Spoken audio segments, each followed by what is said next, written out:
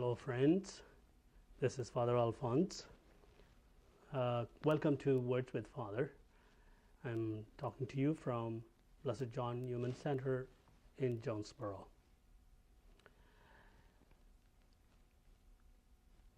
Today we are going to talk about God's unchanging promise. God's promise, immutable. The book of Hebrews, chapter 6, verses from 13 till the last verse, verse 20. We see that God promised to Abraham, and God does not go back on his promises. People in general need some assurance. Even in business, you give and take. There are transactions. And so in transactions, both parties need assurance. You buy and you sell. And you give certain amount of produce, and that person gives a value equal to that produce, right? And so the trust and assurance between both parties is important. Sometimes, say for example, we go to the shops and we want to buy a shirt, and the shirt costs $20, and I have $20 with me. So I get the shirt, the shopkeeper gives me the shirt if I give the $20, right? And if there is no exchange, then there is no contract. Or in some places, they give credit. I don't have money, the $20. The shop owner says, okay, you take the shirt first and you pay it later. But I have to have some assurance that you will pay. He may be writing down your name or get a signature from you in a voucher that you owe $20 and so on. This is all promising. Even the cash we use is a kind of a promissory note. I have a $1 bill or $100 bill with me, and in our transactions, this bill promises the person to who you are giving, promising that you are giving the value of $100 to that person by giving this bill. Okay? And so in every human transaction, there needs to be trust or promise made to believe another person. There are several incidents in human life. When children grow up, parents say, if you behave well, then I will give you so much money, or I will buy you a gift. If you are not, then you will be punished. Or you might promise, if you are a good child, then I will buy you a bicycle. Later on in life, you see two parties promising each other, a man and a woman in marriage. You say, I would like to be your husband and you be my wife, and the woman says, I will be your wife and you be my husband. So that's a promise that is being made. So in all of human life, we base our trusts and confidence on promises and assurances we make. Sometimes in Indian mentality, you don't want to swear upon one person's head, because they say, if you break the promise, if you go against your own swearing, the person will be dead because of the promise you made. Or that's why the other party will say, no, don't promise on me, you promise on yourself. If the promise you break has an effect, then it falls on you, not on me. So there are, in all cultures around the world, there is one way or the other of promising. So God works through human practices. God also has promised in all through the biblical times.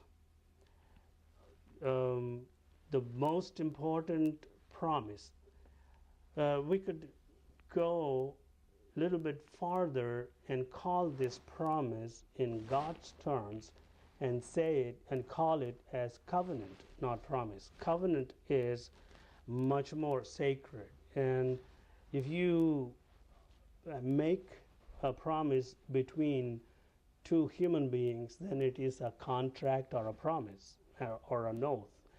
But if you make that kind of promise or an oath or a contract between God and human being, then I call it covenant, right? And that has much more power and depth into it. So God makes covenants. God makes promises with people who He loves, who He chooses. The first and foremost and the basis and the foundation of all God's promises could go back to Abraham. Okay, so having that background, I want to read this passage to you, chapter 6 of Hebrews, verses from 13 to 20. When God made the promise to Abraham, since he had no one greater by whom to swear, he swore by himself and said, I will indeed bless you and multiply you. And so after patient waiting, he obtained the promise. Human beings swear by someone greater than themselves. For them, an oath serves as a guarantee and puts an end to all argument. So, when God wanted to give the heirs of His promise an even clearer demonstration of the immutability of His promise, He intervened with an oath, so that by two immutable things in which it was impossible for God to lie, we who have taken refuge might be strongly encouraged to hold fast to the hope that lies before us. This we have as an anchor of the soul, sure and firm, which reaches into the interior behind the veil, where Jesus has entered on our behalf as forerunner, becoming a high priest forever according to the order of Melchizedek. Okay. So let's see what this passage tells us. We started this meditation on the book of Hebrews saying this book of Hebrews talks about Jesus Christ, right? A high theology, high Christology. And now this passage that we just read speaks that about Jesus as high priest, not in the order of the priests that the biblical traditions had, but according to the order of priest Melchizedek. We will see about what is this order of Melchizedek in a different episode, but we shall limit ourselves to what this passage is saying about the promise God has to make to us. Let's go back to the first sentence. When God made the promise to Abraham, since he had no one greater by whom to swear, he swore by himself and said, I will indeed bless you and multiply you. So God made a covenant with Abraham. Abraham hails from a Mesopotamian village called Ur. And God somehow in his vision speaks to Abraham and says, Abraham, come down, come out. You can see that in Genesis chapter 15.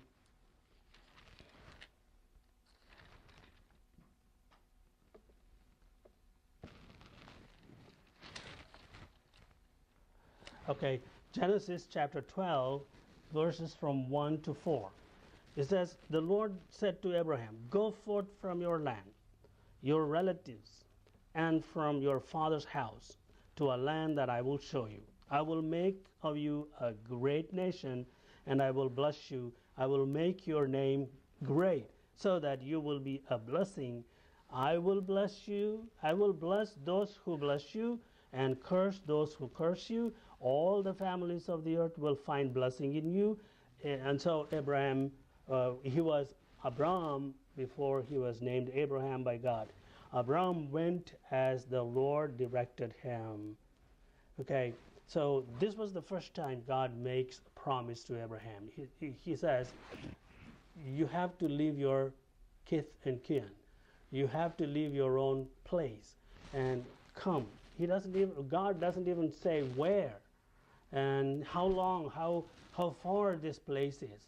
He simply says, come and go to a place where I show, and I will make you a great nation. That's the promise. And Abraham did not have any questions. Oh, how long I have to walk, and who are going to accompany me, or what are the hurdles I will face in my journey. Will I have a house over there, or will I be able to cultivate? Will there be pastures for my flock? No questions asked. He simply said, he didn't even say anything. Abraham went as the Lord directed him. That's it. What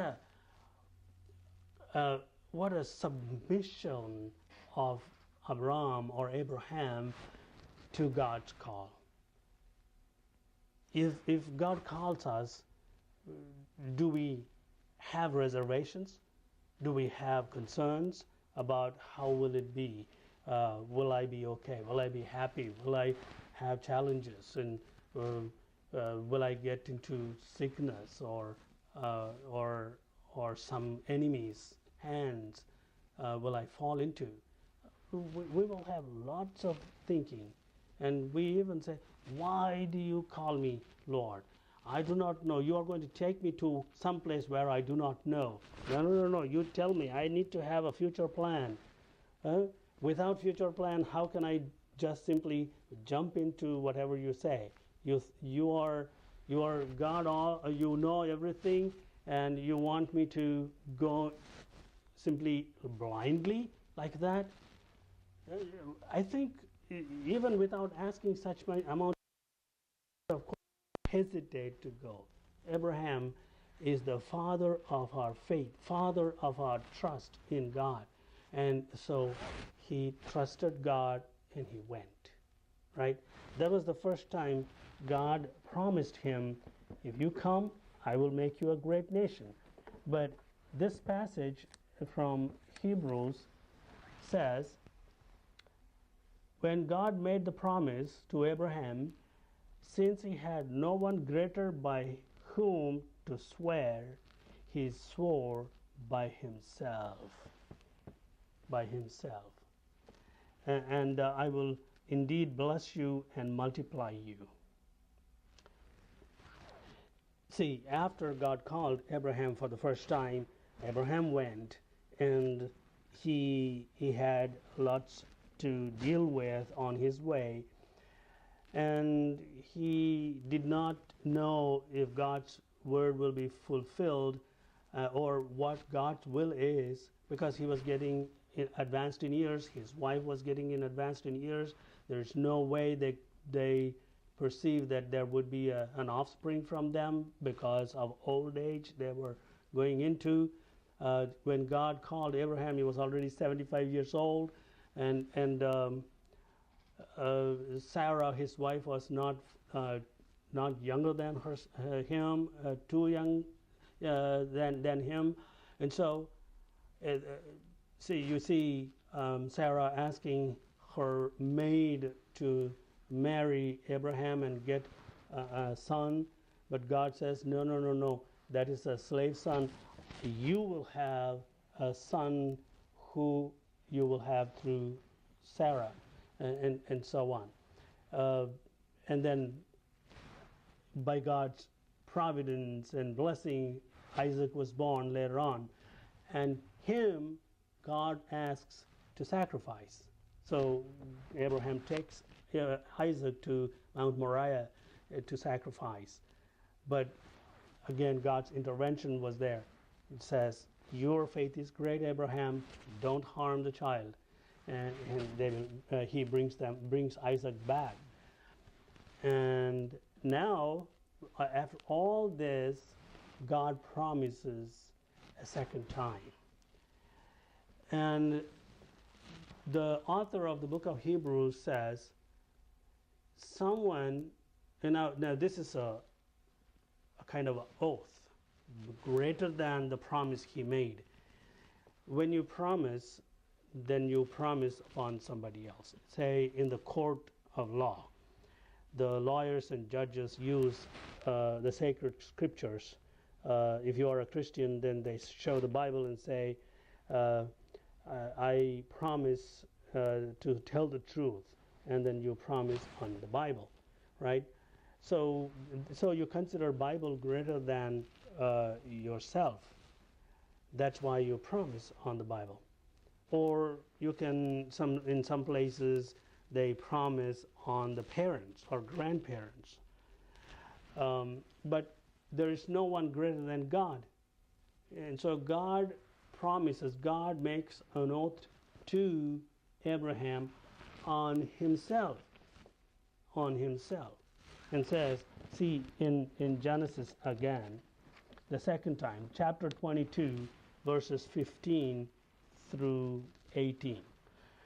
The second time, the angel of the Lord called to Abraham from heaven and said, I swear by my very self, he says, I swear by my very self, oracle of the Lord, that because you acted as you did in not withholding from me your son, your only son, I will bless you and make your descendants as countless as the stars of the sky and the sands of the seashore. Your descendants will take possession of the gates of their enemies, and in your descendants all the nations of the earth will find blessing because you obeyed my command. Right? So God makes promise. He swears on himself. That is to assure human beings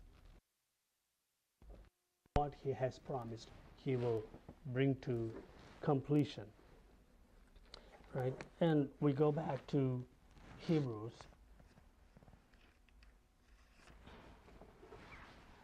And so, after patient waiting, he obtained the promise. Abraham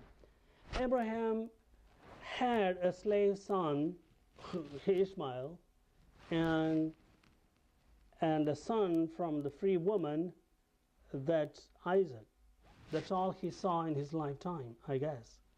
And so he never saw the descendants of Abraham in faith. But then the word says, and so after patient waiting, he obtained the promise, which signifies people of all ages, people who believe in God are the descendants of Abraham. Abraham is the father in faith. That has been answered after so many centuries and thousands and thousands of years, right? It has been fulfilled. But there needed to be a patient waiting. Human beings swear by someone greater than themselves. For them, an oath serves as a guarantee and puts an end to all argument. So, when God wanted to give the heirs of his promise, he even clearer demonstration of the immutability of his promise, of his purpose, he intervened with an oath. So the author of Hebrews says God promised first time to Abraham, but to assure even further, God makes another oath. That shows God will never change in his promises to human beings. His promise is immutable, right? So,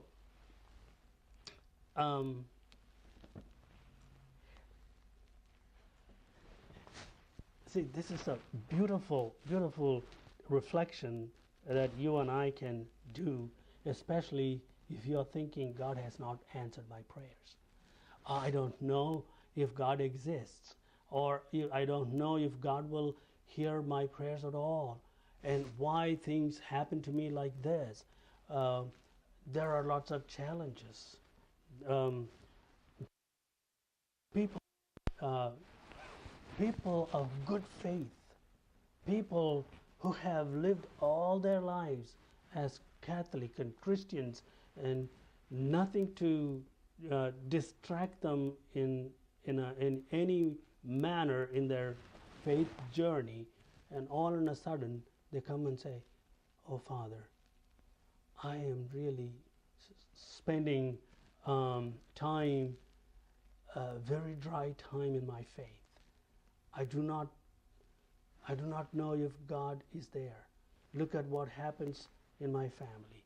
My children, I have brought them up in faith, but they are not practicing religion.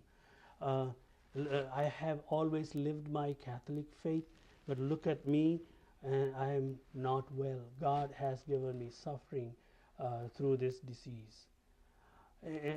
Lots and lots of people go through this dry spell or desert experience in their lives. We are now in Lenten time, and just like Jesus spent 40 days and 40 nights in the desert, just like the people of Israel spent 40 years in the desert. Desert experience means, you pass through lots of temptations, you pass through lots of difficulties, moments, even to the extent of doubting God and God's existence itself. We have lots of great saints who had gone through this dry spell in their spiritual life. Saint John of the Cross wrote The Darkness of a Soul, Dark Night of a Soul. And Saint Mother Teresa, recently they discovered from her writings that she had this dark night of the soul, just like Saint John of the Cross writes in his book. For 50 years, she was struggling to believe in God, to find God. That's not to say that she was scandalous or she was not believing in God, but that is the suffering a faithful servant goes through in trying to live to the standard of the faith, the standard of the promise, the covenant you made through baptism, made through confirmation, the covenant God and you made through the sacraments. In every stage you have made with, received with God. No, the baptism is a covenant. Confirmation is a covenant, and even Holy Communion is a covenant, because Jesus says, if you are holy and follow me, be my disciple, take up your cross and follow me, then I will give my body and my blood to you, right? And then the forgiveness of sins and penance is a covenant, and the anointing of the sick, healing. I don't want you to suffer, but have faith in me that you will be healed. And so the faith that you have heals, gets the healing graces from Jesus Christ in the anointing of the sick. And holy orders is a kind of a covenant between the priest or the deacons or bishop, between you and Jesus Christ, to live in ministerial priesthood. And then the holy matrimony too. This is a much more profound covenant, because there are three people involved: the man, the woman, who make covenant between themselves and together between them and God. And so breaking the covenants, whatever covenant you, either covenant of baptism or confirmation or matrimony or holy orders, it is breaking. It's breaking the oath, and God is not bound by whatever is broken by you, but God is merciful. He always cares for you. And so what the author of book of Hebrews says, it says, we who have taken refuge might be strongly encouraged to hold fast to the hope that lies before us. We have to hold fast to the hope that lies before us in this kind of difficult times, challenging times. Hope is the only thing that we can look for, just because God has promised. God has promised to, from Abraham until us now. And in between Abraham and us, there is one more promise that God has made. That is Jesus Christ. It is like, he says, this we have as an anchor of the soul, sure and firm, which reaches into the interior behind the veil. What is this anchor of the soul? What is this sure and firm thing that reaches behind the veil? That's Jesus Christ. This is the anchor that the book of Hebrews is telling about. If you hold fast to Jesus Christ, He is going to go into the sanctuary behind the veil, into the temple, and He is going to do the sacrifice as a high priest. A high priest, not according to the Levitical priesthood, but according to the priesthood of Melchizedek. We will talk about that in the next episode. Okay, but anyway, I firmly ask you to hold fast your faith in the midst of challenges, confusions, and difficulties that you may face. You are important to God. That is why God has promised you. Do not break the covenant that you made between you and God. Pray that you may be steadfast in your promises. And may this Lenten time give you strength. May fasting, prayer, and abstinence give you sufficient strength and hope that you will hold fast to see through the storms of life. Okay? May God bless you.